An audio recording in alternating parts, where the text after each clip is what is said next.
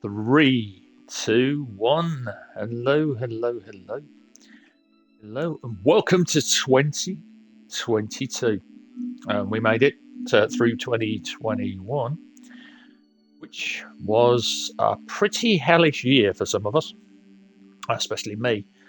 Um, well, here we are, Space Engineers on the Xbox, on the Series X.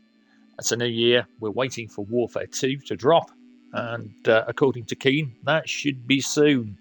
I don't know the date myself, but I do know some of the features. I'm under NDA, so I can't say what they are. But it's going to be a good one. What is this? This is not a tutorial. This is me coming back to Space Engineers after a bit of a break over the Christmas period. Happy New Year to you all, and a belated Merry Christmas. This is just almost a trip down memory lane. You may recognize this if I load up this save.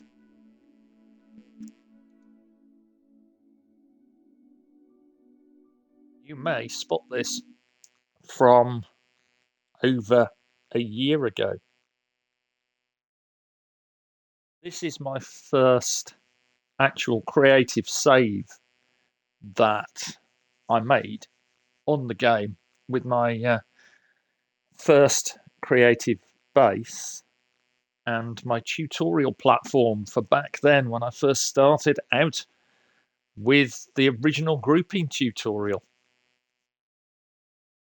So I thought it'd be nice to jump back in. There's a twofold reason. I don't normally address these kind of things, but somebody appeared on my first ever tutorial video and accused me of stealing footage. Footage which features this thing, my turbine tower, which I learned to build from the awesome and superb Kanajoshi. Hopefully, I've said his name right. If I haven't, I apologize. But still, that is my turbine tower. And you might recognize this from my other tutorials where I taught you how to use the sorter blocks and put things into boxes and so on and so forth. And you might recognize this awesome interface block mod here from that particular mod showcase. I tripped down memory lane. So this, yes, is my original platform, modified, expanded. Originally, in the first video, there was a cockpit here because I showed how to put things like weapons onto the cockpit. And if you just bought the game, which is quite possible since a few people have popped up on the Facebook group who have recently purchased Space Engineers, you may recognize this button panel. This button panel is the original one that you'll see, not the Sparks of the Future one. And the reason it doesn't work is because there are no doors connected to it. It used to have 3 doors here, but I have since modified and played around with this particular platform to add refiners and assemblers from my other tutorials. And as always, I tend to save and keep these things as they are. But yes, this is my first ever save. So I thought I'd jump back. So what I'm going to do here, I'm just going to clear that button out. So yeah, if you've recently bought the game and you may be wondering how to put doors like the airtight hangar doors onto a button panel, it's actually easier than you think. Let's get some airtight hangar doors in. We've got 3 airtight hangar doors there. And what we want to do is, if you hit an empty button you'll see that it'll bring up the toolbar config. We don't want that. What we want is to hit the control panel. And ideally,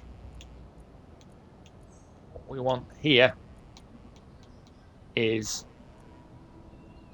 we want to group our airtight hangar doors. So just tap A on the original airtight hangar door and then hold down the right bumper and tap A with the right bumper held on the other hangar doors, and then use the left stick only to move across to the right under block group. And we just call these door test. And click save. And you'll see door test appears in the grid blocks. And then what we want to do is just pick an empty one, press X on it, go to our groups using the right and the left bumper, choose our door test, and just toggle its state between open and closed with A. And as easily as that, you'll be able to open and close your airtight hangar doors off a single button. And that is pretty much what I originally did with this platform on the first ever tutorial that I made over a year ago. And if you look here as well, there were once some mining drills, and the same deal goes for those. You can put them down and so on, and put them onto a button. Just pick your drills.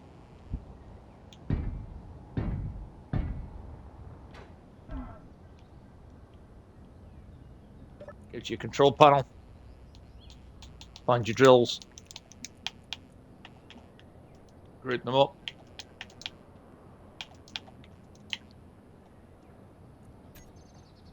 Save. And then just go to another button. Go to groups. Choose your drills and toggle them on and off. And you've got your drills running. Now you can put them on a cockpit as well, and you can make them function from the right trigger, so you can choose when to drill. So if we slap down a good old cockpit, up in here, there they are. The drills already have a group, so we can choose them onto the D-pad. Now, you'll see that there are two things. There's groups and now there's block tools. If you choose block tools, drill, you can actually use them off the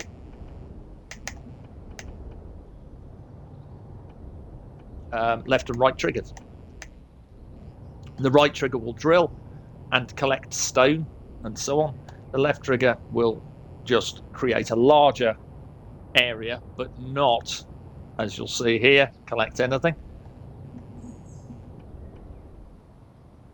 And if you want to not bother with any of that, if you put your drills as their group, and how I do this as well, just to recap, like I said, this isn't a tutorial, this is really just me playing the game, but I'm just going through my original platform as a bit of a trip down memory lane. If you hold down the direction you want on the D-pad, you'll open the toolbar config on a cockpit or a control seat, and then you can just choose the same thing. Now we can actually have the drills just constantly running if we want to, without needing to hold the trigger down. It used to be that when you had the drills selected as a weapon, like this, which you could do with rocket launchers and so on, you could double tap the right trigger or the left trigger, and they would stay on. They don't do that now. I'm not quite sure why Keen changed that, but there you go. This is, of course, Space Engineers. We know with Space Engineers things change. They're going to change again with Warfare 2. So there is the cockpit. As I said, this is my original platform, so I'm not quite sure where the person who decided to accuse me of stealing the footage got the idea that I'd stolen the footage from my own game and talked over it, or stolen the footage from somebody else's game and talked over it, considering this is exactly the platform.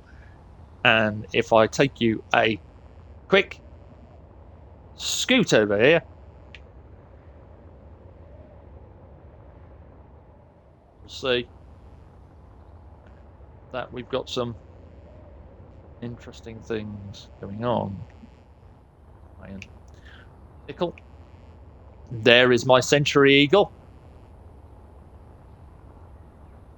Rebuilt with the Sparks of the Future ion thrusters, because I really liked those, and retextured somewhat with Sparks of the Future textures. I have the Thallium Explorer. Yeah, one of the first really large grid ships I actually built on the game, way back, based on Splitz's ship, the Talisman. Only the Talisman has the cockpit here somewhere. Mine's a reverse Talisman. There's my crazy UFO. Looks a bit like it belongs to the Galactic Empire, specifically with textures like that appearing on it. My original headquarters, modified a bit since the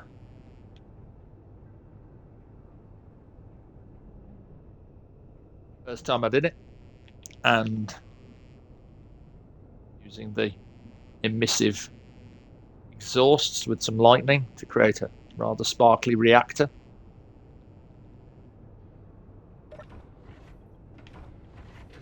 It's a sensor operated door, but sometimes I just can't be bothered. Atmospheric miner, one of my first little forays into space. A lot of this stuff's really rough these days. My mobile atmospheric factory, which lands, digs up stuff, and so on. If you remember my drone tutorial, you might recognize my mining base. My drone here that I built to show you how to make drones that follow waypoints.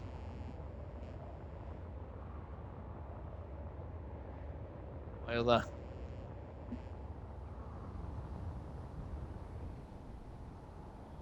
drone that actually just goes backwards and forwards from that mining base, drops off ice here and picks up ice over there. Sparks of the Future showcase with the Azimuth quad flame front thrusters. And talking of Azimuth, they have recently been busy, and they've released some updates to the remastered pack. SE Modder and Sparky are back in action, and let's see if I can find it on this list.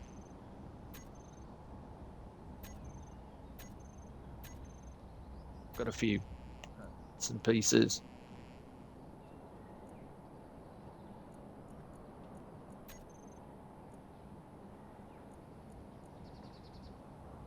There it is, azimuth straight small thruster, straight medium, angled small, and angled medium. Those are really nice.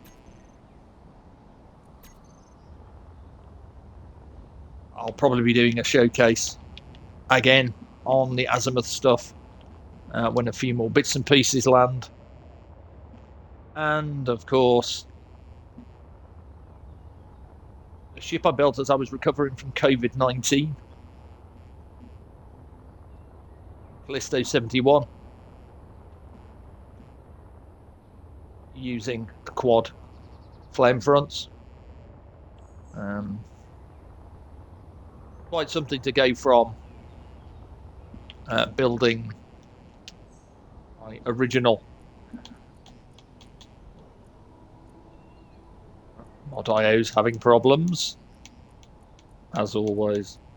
That's a pain in the neck. But restarting the game and booting it up again will sort that out. I'm just trying to find if I've still got it. One of the first things that I built. If I've still got it, I may not have it.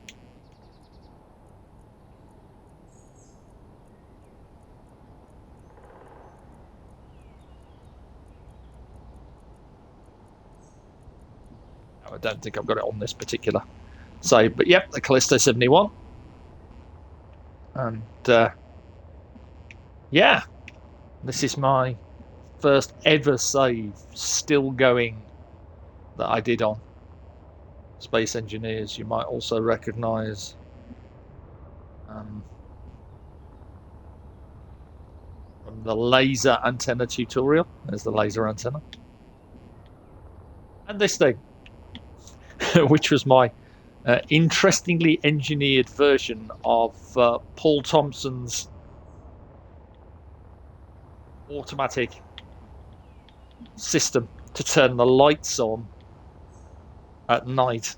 Since we don't actually have any kind of sensor to do it, we had to engineer a way, and Paul worked it out quite nicely to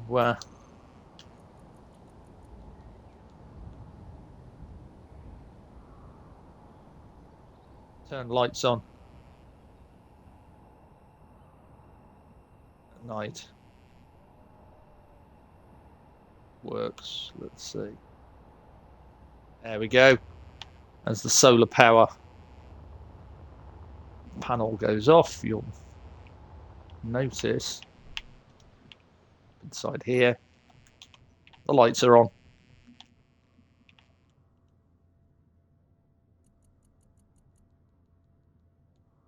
If we time of day back up, lights go off. What I did with mine was I actually used a thruster so that when the lights when the light goes, when the sun goes down, this solar power which is providing power to this hinge basically stops. This will swing down past a sensor and turn the lights on inside the base. I remember doing that tutorial. And on the outside of the base. Okay.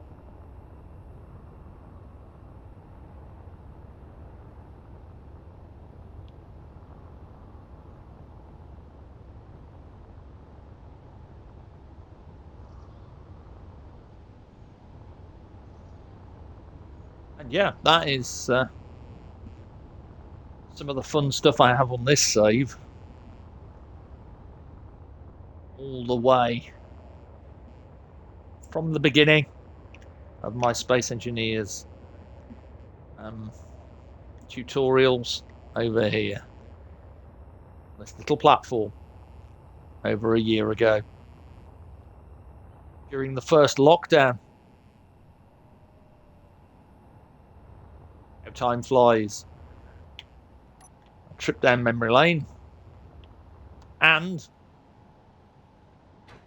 as always, that's all for now.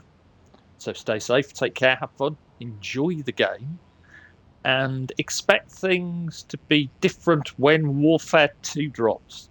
There's a lot coming, and I can't wait to break it all down in a series of videos because it's a monster. It's going to take more than one video, and it's going to take a few to show off the various aspects, both of the free part of the update, but also of the paid DLC.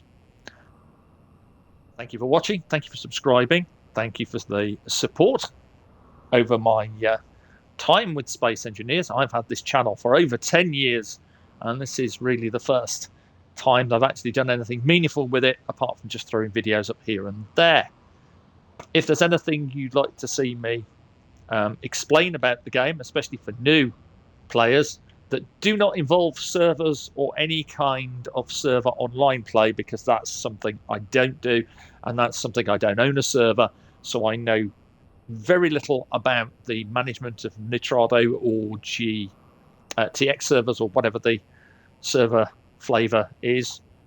Yeah, anyway, thank you very much.